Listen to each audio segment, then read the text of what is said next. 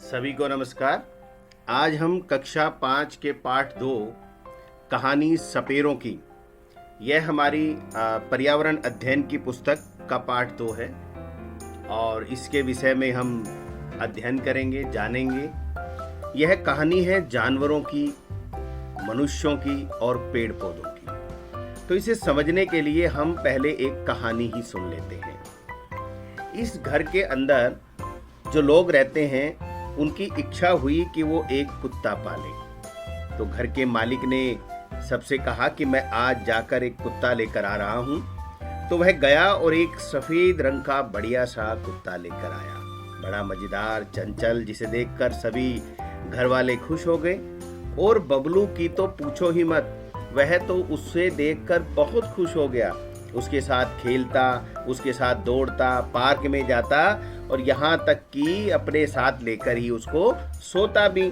वह बड़ा खुश हुआ कि उसके पास एक प्यारा सा सफेद कुत्ता है। वह उनके साथ बहुत दिनों तक, बहुत सालों तक रहता रहा। फिर एक दिन वह कुत्ता बीमार हो गया। बबलू कुत्ते के बीमार होने पर बहुत दुखी हुआ, रोया भी और उसने पापा से कहा कि इसे जल्दी ठीक कराओ। पापा ने डॉक्टर को दिखाया। डॉक्टर ने उसे चेक किया और कहा कि यह बहुत अधिक बीमार है, इसकी देखभाल करो। फिर एक दिन पापा ने बबलू की मम्मी से कहा कि यह कुत्ता बीमार हो गया है और इसे घर में रखना ठीक नहीं है। हम ऐसा करते हैं, इस कुत्ते को कहीं छोड़ आते हैं और एक नया कुत्ता ले आते हैं। तो बबलू की मम्मी ने कहा कि बबलू को अच्छा नहीं लगेगा, वह इसे बहुत प्यार करता है, इसके साथ खेलता है। और उसके पापा ने कहा बीमार कुत्ता बबलू के लिए भी ठीक नहीं है, इसे हम कहीं बाहर किसी दूसरे गली मोहल्ले या जंगल में छोड़ आते हैं। आखिर दोनों ने सलाह मशवरा किया और इसे छोड़ने का फैसला ले लिया। तो बबलू के पापा ने उसे एक दूर किसी जगह पर छोड़ दिया। उधर वह कुत्ता भी गली गली घूमता रहा। उसे भी उन लोगों की याद आती, बबलू की याद आती। लोग उसे खाना खिलाते तो वो नहीं खाता, क्योंकि इसे तो बबलू की बहुत याद आ रही थी।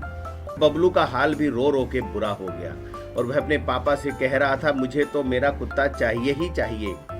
बबलू के पापा उसे समझाते, बेटा हम नया कुत्ता ले आएंगे, लेकिन बबलू कहता नहीं नहीं, मुझे तो वही चाहिए। और बबलू लगातार रोता ही रहा।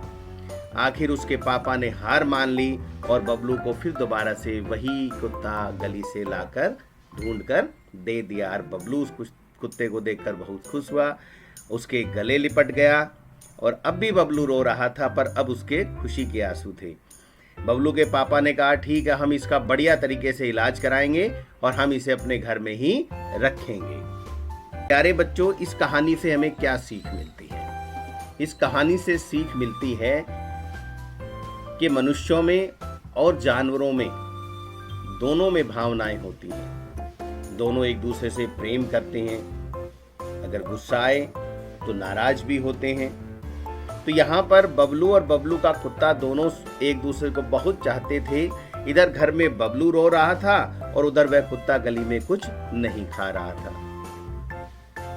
किसान अपने खेतों में जब हल चलाता है तो उसे बैल की आवश्यकता होती है। तो वह बैलों की सहायता से खेत में हल चलाता है, लेकिन साथ ही साथ वह उन बैलों का पूरा ध्यान रखता है, उनके खाने का ध्यान रखता है, उनके पानी पीने का ध्यान रखता है। वह जिन जानवरों से हम काम लेते हैं, हमें उनकी जरूरतों का भी ध्यान रखना चाहिए और वे जानवर भी अपने मालिक से बहुत प्यार करते हैं। इसी प्रकार किसान जो है वो गाय पालता है, भैंस पालता है, बकरी पालता है, भेड़ पालता है और उन सब से कोई ना कोई काम लेता है या सामान लेता है। जैसे दूध लेता है, दूध को बेच के पैसा कमाता है, दूध को जमा कर दही बनाता है, दही से मक्खन निकालता है, घी बनाता है, उसे बाजार में बेचता और आमदनी करता है। लेकिन उस पैसे को वह अकेला नहीं खाता, वह उन जानवरों के लिए भी चारा और खाना लेकर आता है, उनके लिए भी आवास, शेल्टर बनाता है ताकि धूप और बारिश से वे बच सकें। आपने देखा होगा मोर को। मोर कब नाचता है? जब बरसात का मौसम होता है। ऐसा क्यों? क्योंकि जब बरसात का मौसम होता है तो मोर बहुत खुश होता है। वह खुश होता है तो वह अपने पंख खोलकर नृत्य करके दिखाता है और उसका नृत्य देखकर हम सब खुश भी होते हैं और ताली भी बजाते हैं। हाथी से भी हम बड़े भारी भारी काम लेते हैं, भारी भारी पत्थर उठाने हों, बड़े बड़े लकड़ी के लठ उठाने हों, तने उठाने हों पेड़ों के भारी भारी, तो हम वहाँ हाथी का उपयोग करते हैं।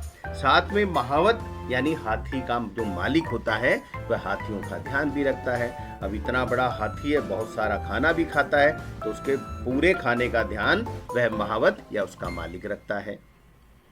को लोगों को अपनी पीठ पर अपनी सूंड की सहायता से बैठाता है और सैर करवाता है, क्योंकि जानवर, मनुष्य और पेड़ पौधे एक दूसरे पर निर्भर करते हैं। देखो, हाथी हमने देखा बहुत बड़ा जानवर है, लेकिन उससे भी बड़ा एक जानवर है जिसे हम कहते हैं व्हेल मछली। यह समुद्र में रहती है, पानी में रहती है, पानी से बाहर नहीं आती, पर यह बहुत बड़ी, हाथी से भी बड़ी होती है, हाथी से भी बाहरी होती है। व्हेल मछली यह है जंगल। जंगल यानी पेड़ पौधे। हमने जानवरों और मनुष्यों की बात की, लेकिन इन दोनों की बातें तब तक अधूरी है जब तक हम इनके साथ इन पेड़ पौधों को, जंगलों को नहीं जोड़ते हैं।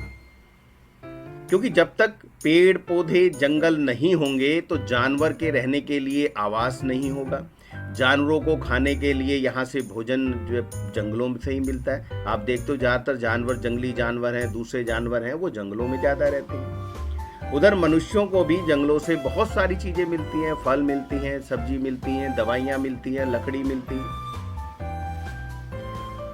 तो जंगल यानी पेड़ पौधे, जानवर और मनुष्य, ये तीनों एक दूसरे पर ही निर्भर हैं। यदि इस जंगलों को काटा जा रहा है और जंगल कम हो रहे हैं, पेड़ पौधों से ही इस धरती का तापमान जो है वो स्थिर रहता है।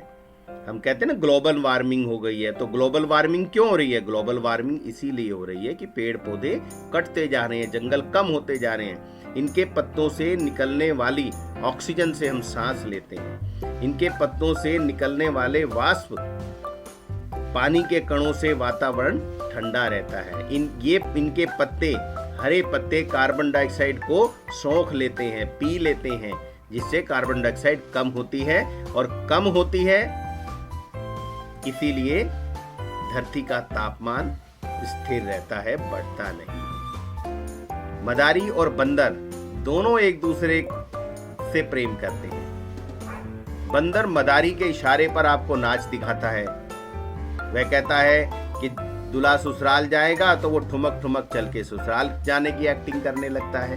वह कहता है यहाँ बैठ जाओ तो वह उस मुद्दे को और बैठ भी जाता है। मदारी कहता है कलाबाजी लगाओ तो बंदर कलाबाजी लगाने लगता है।